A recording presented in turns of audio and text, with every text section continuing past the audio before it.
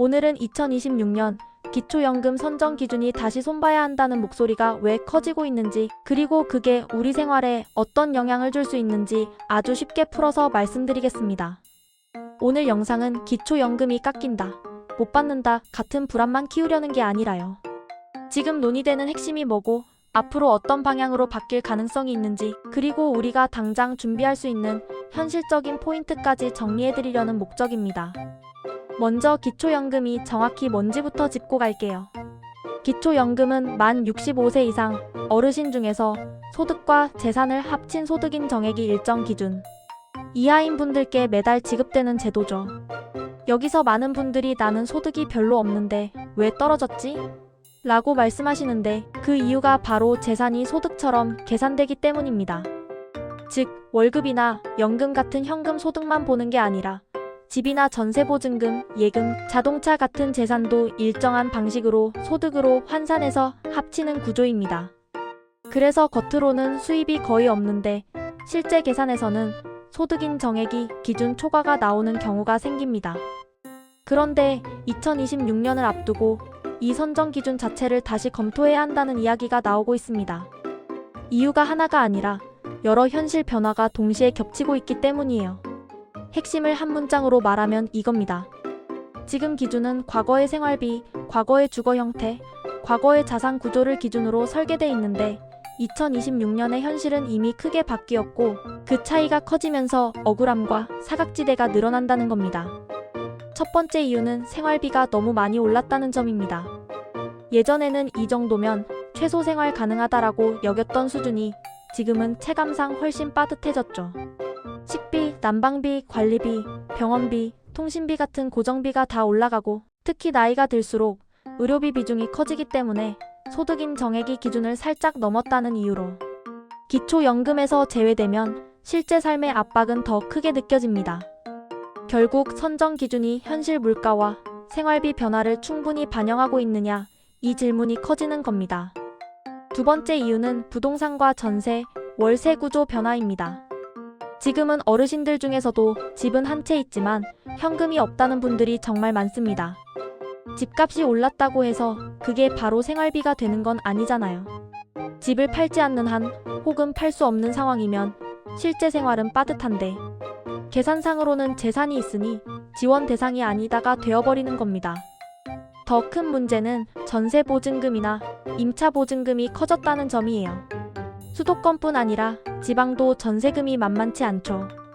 전세금은 월급처럼 매달 들어오는 돈이 아닌데도 소득인 정액에서는 상당 부분이 소득처럼 환산돼 들어갑니다.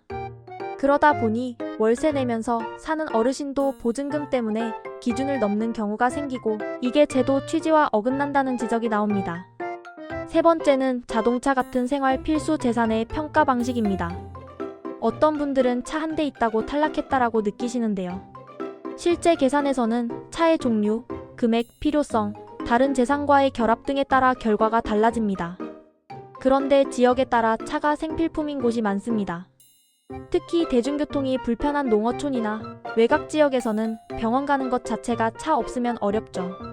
그런데 차를 사치제처럼 평가하는 구조가 남아있다면 현실을 따라가지 못한다는 비판이 나올 수밖에 없습니다. 네 번째 이유는 기준선 근처에 있는 분들이 너무 불안정하다는 겁니다. 기초연금은 된다 안 된다가 딱 갈리는 구조잖아요. 그러다 보니 기준선 근처에 있는 분들은 작은 변화 하나로도 탈락하거나 다시 선정되거나 이렇게 왔다 갔다 하게 됩니다. 예금 이자가 조금 늘었다든지, 자녀가 일시적으로 돈을 보내줬다든지, 보험을 해지해서 목돈이 통장에 들어왔다든지, 이런 생활 속 사건이 바로 소득인 정액을 흔들어버리는 거죠. 어르신 입장에서는 나는 달라진 게 없는데 왜 갑자기 끊겨? 이런 충격이 생깁니다. 그래서 완전히 끊는 방식이 아니라 기준선 근처는 단계적으로 감액하는 방식으로 바꾸자 같은 논의가 나오는 이유이기도 합니다. 다섯 번째는 형평성 논란입니다. 이 부분은 말이 조금 조심스러운데 많은 분들이 실제로 체감하시는 문제예요. 어떤 사람은 집이 있어도 현금이 없어서 힘들고, 어떤 사람은 현금 흐름이 괜찮은데 재산이 적어서 대상이 되는 경우도 있고, 또 어떤 사람은 자녀 지원을 받지만 제도 계산에는 잘 안 잡히는 경우도 있습니다. 그러니까 진짜 어려운 사람이 누구냐를 기준이 얼마나 제대로 걸러내고 있느냐가 계속 논쟁이 되는 겁니다. 기준은 객관적이어야 하지만 동시에 현실을 제대로 반영한 객관성이어야 한다는 요구가 커지고 있어요. 여섯 번째는 고령층 내부의 격차가 커졌다는 점입니다. 예전에는 노인이라고 하면 비슷한 생활 수준처럼 묶여서 이야기되기도 했지만 지금은 아닙니다. 같은 65세라도 어떤 분은 아직 일도 하고 연금도 탄탄하고 자산도 여유가 있고요. 어떤 분은 건강 문제로 소득이 거의 없고 병원비가 크고 전세로 살면서 보증금 때문에 제도에서 빠지고요.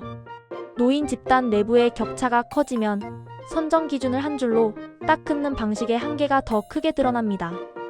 그래서 재검토 필요성이 나오게 되는 거죠. 그럼 여기서 중요한 질문이 생깁니다. 재검토가 실제로 어떤 방향을 의미하느냐?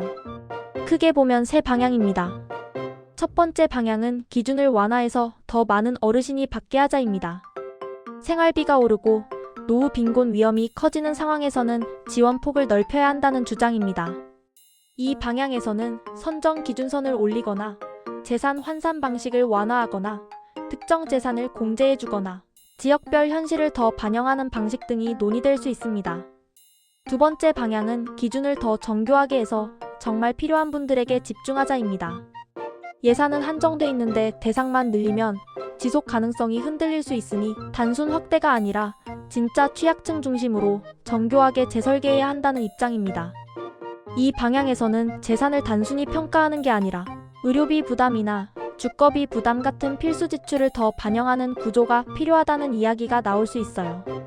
예를 들어 병원비가 많이 드는 분은 같은 소득인 정액이라도 더 고려해야 한다든지 주거비가 큰 분은 공제를 더 해줘야 한다든지 이런 방식입니다. 세 번째 방향은 선정 기준을 유지하되 지급 구조를 바꾸자입니다. 아까 말씀드린 것처럼 기준선 근처가 가장 불안정하거든요. 그래서 완전 탈락이 아니라 점진감액 구조로 가자, 혹은 일정 구간에서는 부분 지급을 하자, 이런 논의가 나옵니다. 이렇게 하면 억울함이 줄고 제도에 대한 신뢰도 올라갈 수 있다는 장점이 있습니다. 다만 행정적으로 복잡해질 수 있다는 과제가 함께 따라옵니다. 여기까지 들으시면 어떤 분들은 이런 생각을 하실 수 있어요. 그럼 2026년에 내가 받던 게 갑자기 끊기는 거야? 혹은 더 받게 되는 거야? 결론부터 말하면 재검토 필요성이 제기된다는 건 제도가 당장 확 바뀐다는 뜻은 아닙니다. 논의가 나온다는 뜻이고 논의의 결과는 여러 변수에 따라 달라질 수 있어요. 경제 상황, 물가, 재정 여력, 여론, 정책 우선순위가 다 영향을 줍니다. 그래서 지금 단계에서 가장 현명한 태도는 두 가지입니다. 첫째, 불안에 휘둘리지 말 것. 둘째, 내 상황에서 소득인 정액에 영향을 주는 요소를 정확히 알고 대비할 것. 그럼 내 상황에서 어떤 요소가 영향을 주는지를 현실적으로 말씀드릴게요. 많은 분들이 놓치는 포인트가 몇 가지 있습니다. 첫째, 통장에 들어오는 일시금입니다. 보험해지 환급금, 자녀가 보내준 목돈, 퇴직금. 일부 부동산 보증금 반환 같은 것들이 통장에 들어오면 그달만 잠깐 많았다 해도 평가에 영향을 줄 수 있습니다. 나는 그 돈으로 빚 갚았는데요? 바로 전세금으로 나갔는데요? 이런 사정이 있어도 시점에 따라 행정상 반영이 될 수 있죠. 그래서 이런 큰 금액 이동이 예정되어 있다면 사전에 상담을 통해 영향을 점검하는 게 좋습니다. 둘째, 주거 형태 변화입니다. 전세에서 월세로 바꾸거나 보증금이 큰 집으로 옮기거나 반대로 보증금을 줄이는 선택을 하는 것, 이런 변화가 소득인 정액에 직접 영향을 줍니다. 주거는 삶의 기본이지만 제도 계산에서는 중요한 변수입니다. 셋째, 자동차와 고가 자산의 변동입니다. 차를 바꾸거나 가족이 명의 이전을 해준다거나 이런 일이 있을 때 좋은 일인데 왜 걱정해야 해? 가 아니라 선정 기준에서는 어떻게 잡히지? 를 한번 체크해야 합니다. 넷째, 배우자나 가구 구성 변화입니다. 기초연금은 가구 단위 평가가 되기 때문에 배우자의 소득이나 재산 변화가 나에게 영향을 줍니다. 또 같이 사는 가족 구성원이 바뀌는 경우 주소 이전 같은 것도 영향을 줄 수 있습니다. 여기서 많은 분들이 또 하나 궁금해하세요.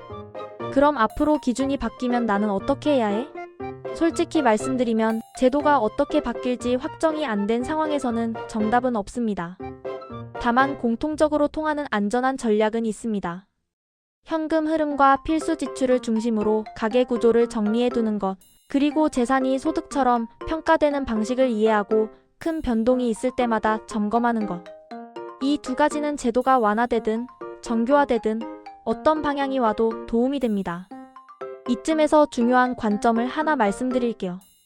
기초연금은 단순히 정부가 주는 돈이 아니라 노후의 최소 안전망으로서 사회가 합의한 약속에 가깝습니다. 그래서 선정 기준은 늘 논쟁이 생길 수밖에 없습니다. 누구에게까지 줄 것인가? 어디서부터는 줄이지 말아야 하는가? 그 기준은 결국 현실을 얼마나 정확히 반영하느냐와 지속 가능하냐 사이에서 균형을 찾아야 하거든요. 지금 2026년을 앞두고 재검토 이야기가 나오는 건 그 균형이 흔들리고 있다는 신호일 수 있습니다. 생활비는 올랐고 자산 구조는 바뀌었고 고령층 내부 격차는 커졌고 기준선 근처의 불안정은 계속되고 그러니 이대로는 안 된다는 말이 나오는 거죠. 그럼 앞으로 어떤 변화가 나오든 우리 입장에서 가장 중요한 건 무엇일까요? 저는 세 가지라고 봅니다. 첫째, 내가 왜 되는지, 왜 안 되는지 이유를 정확히 아는 것. 그냥 안 된대요로 끝내지 말고 어떤 항목이 얼마나 잡혀서 기준을 넘었는지 확인해야 합니다. 그래야 억울함도 줄고 다음 해에 대비도 됩니다. 둘째, 변동이 생기면 바로 점검하는 습관. 특히 큰 돈의 이동, 주거 변경, 자동차 변경, 가족 구성 변화가 있을 때는 무조건 한번 확인하세요. 이런 게 생각보다 큰 영향을 줍니다. 셋째, 제도 변화 뉴스에 휘둘리지 않는 눈. 기초연금 큰일 났다 같은 자극적인 말은 늘 나옵니다. 하지만 실제 제도는 단계적으로 논의되고 보완책이 같이 나오는 경우가 많습니다. 그래서 중요한 건 소문이 아니라 어떤 방향의 재검토가 논의되는지를 보는 겁니다. 확대인지 정교화인지 구조 변경인지 방향을 보면 준비가 됩니다. 마지막으로 오늘 영상의 결론을 딱 한 문장으로 정리해 볼게요. 2026년 기초연금 선정 기준은 현실 변화 때문에 재검토가 필요하다는 목소리가 커지고 있고 그 핵심은 단순 확대냐 축소냐가 아니라 사각지대와 기준선 불안정을 줄이고 현실을 더 반영하는 방식으로 기준을 다듬어야 한다는 문제의식이라는 겁니다.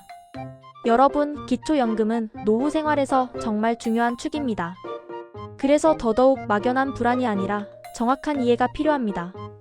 다음 영상에서는 실제로 소득인 정액이 어떻게 구성되는지 그리고 많은 분들이 놓치는 항목들이 무엇인지 사례 중심으로 아주 쉽게 풀어서 알려드릴게요. 오늘 내용이 도움이 되셨다면 좋아요와 구독으로 응원해주시고요. 댓글로 내 상황에서 어떤 부분이 걱정되는지 남겨주시면 다음 영상에서 그 질문들을 묶어서 현실적으로 답해드리겠습니다. 감사합니다.